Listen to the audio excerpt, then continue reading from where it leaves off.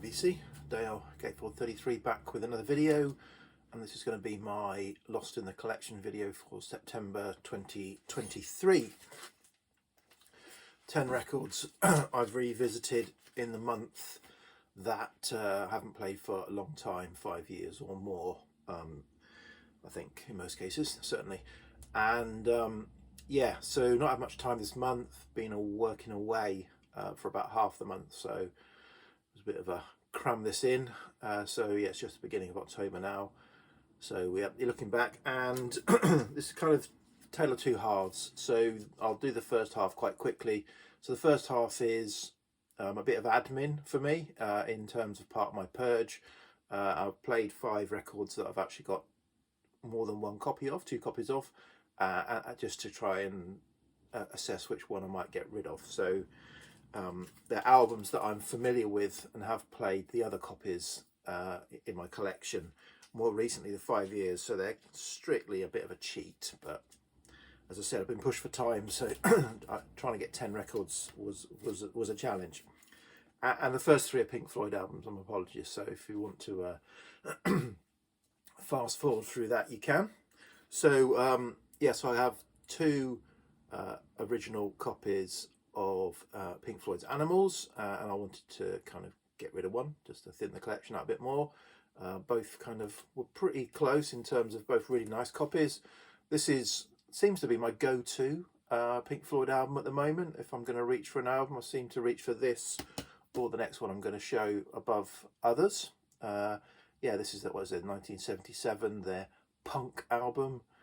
Obviously famous cover of Battersea Power Station, themed around George Orwell's Animal Farm, and I think, yeah, quite edgy. Yeah, but I like it, and I've grown to like it more, certainly in the last 5 to 10 years, I think. So yeah, needs really no more introduction probably. This next one, excuse me, quite early morning here. Pink Floyd Medal, again, great album, 1971 is it? I want to say, but, and you know, side 1 has got a few tracks on it, and then it's got the sort of epic echoes on side 2. Yeah, I saw a Pink Floyd tribute band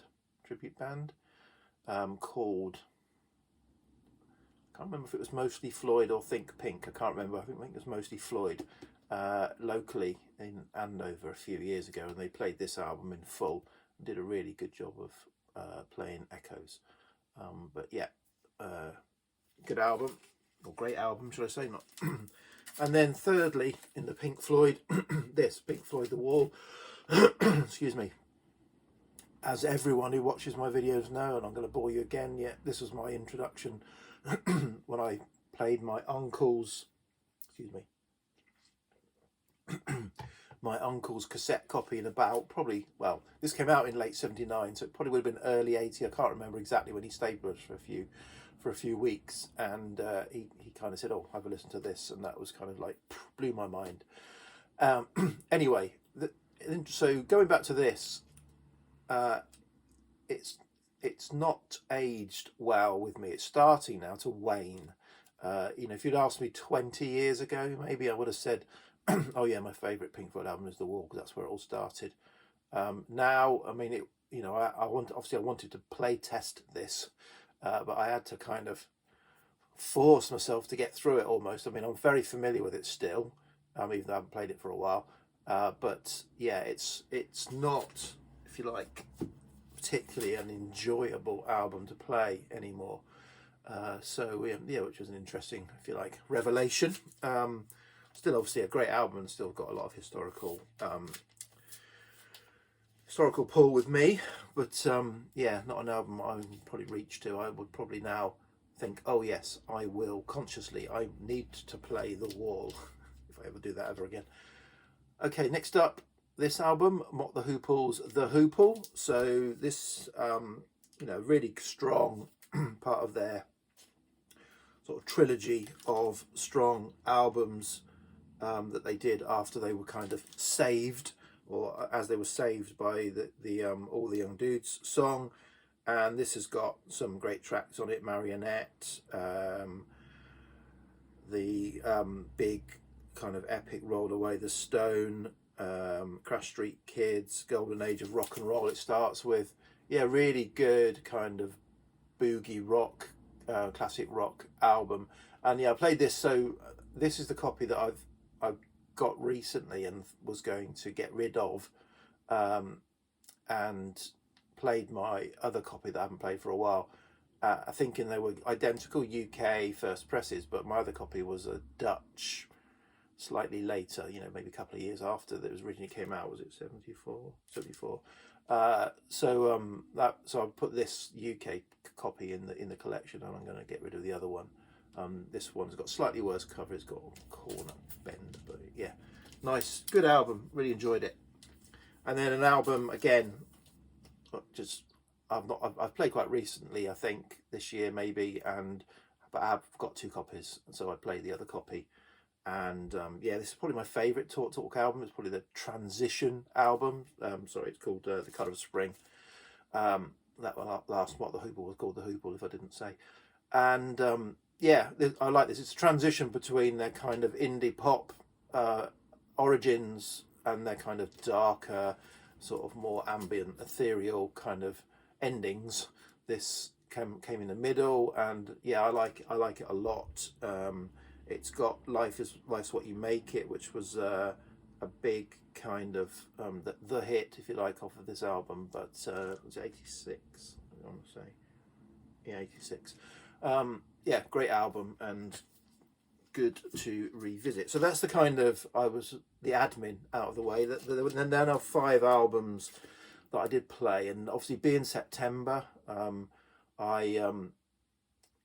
it's starting to get towards autumn, and so I wanted to kind of reach for some autumnal. I've been itching to reach for my autumnal type albums. These aren't all autumnal albums, but maybe albums that suit the autumn. So that's your kind of folk, some of your kind of that kind of stuff. Obviously there's nothing to stop me playing it any time of the year, but I like to play it this time of year. So yeah, and as it was, we had a bit of an Indian summer, so it was kind of, oh my great, September, I'm going to get out a lot of the autumn type stuff that I've been itching to play. And then we had like the hottest period at the beginning of September that we've had all year. But anyway, I have played 5 records. They're not all necessarily autumn. You might disagree that they're autumn. So I'll start off, and let me just get my notes. These ones I did make some notes on. So we'll start off with this. Joy of a Toy, Kevin Ayers, Summery Yellow. So maybe it isn't an autumnal album. There's a magazine article inside the gatefold there that I've kept. Yeah, so this is an album that I got several years ago from a record fair. Got a good deal on it. I think it was about £15. And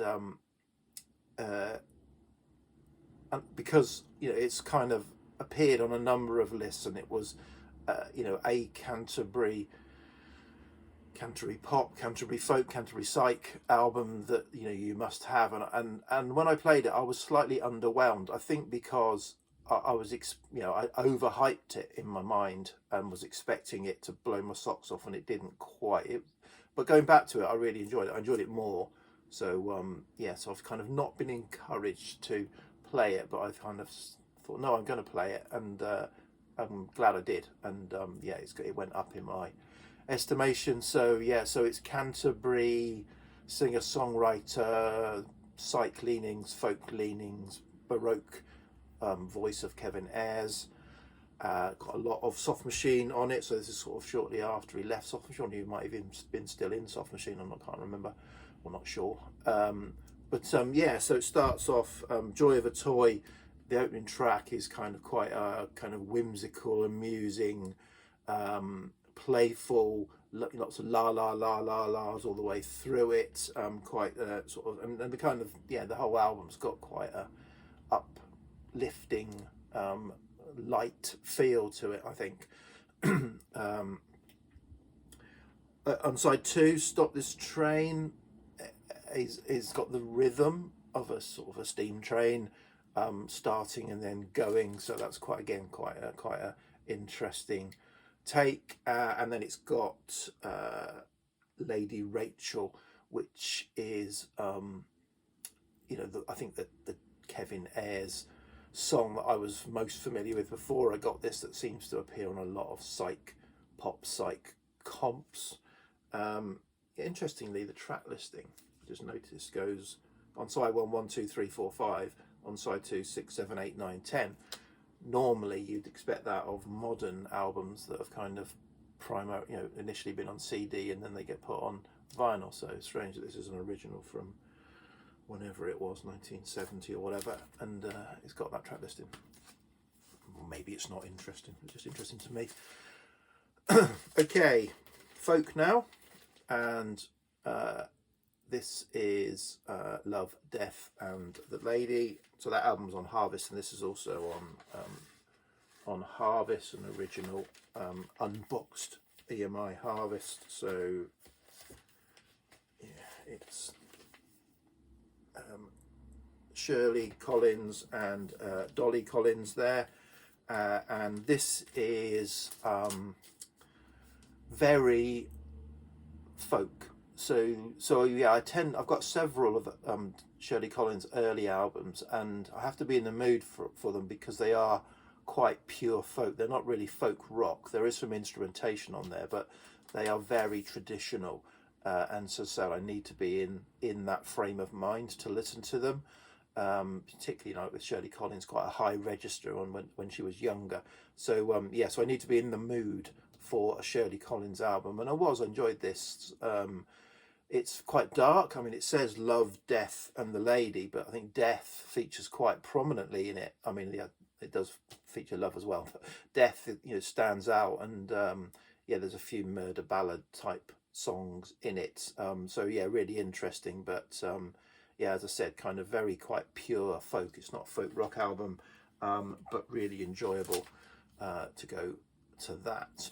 Okay, next, a kind of an album that I don't reach for from this artist. I tend to reach for the album that came before it, as do probably most people. So this is Colosseum and Daughter of Time. So Colosseum are kind of, I don't know what they, jazz fusion, jazz prog artist. So Valentine Suite was the album before this that was lauded.